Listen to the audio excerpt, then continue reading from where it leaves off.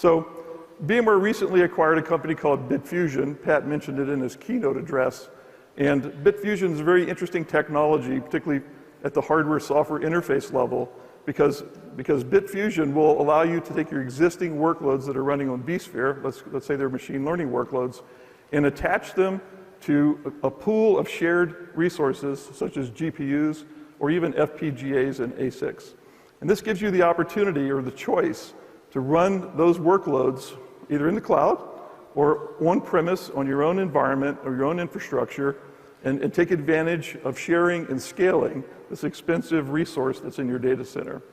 And finally, if you do that, you get to keep your data on-prem, so therefore you're likely to have a higher degree of security.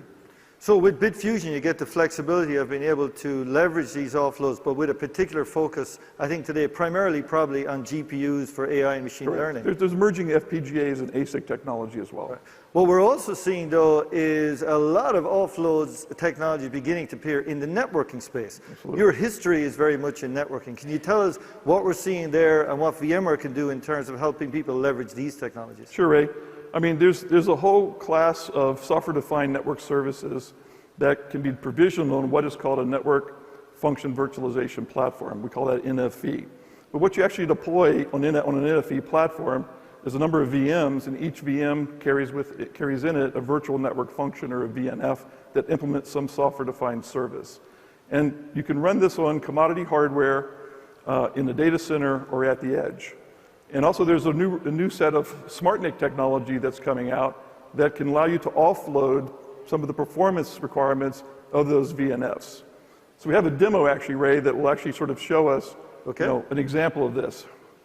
So we have a single host, which happens to be a Dell PowerEdge server, running 4 ESXi instances. The first ESXi instance is running, and there's 3 ARM-based SmartNICs in this device. So the first ESXi instances are running 2 data processing applications on the main x86 CPU in this server. We also have defined a virtual network function in a network appliance that's running on across 2 ESXi instances, running across 2 Mellanox Bluefield SmartNICs.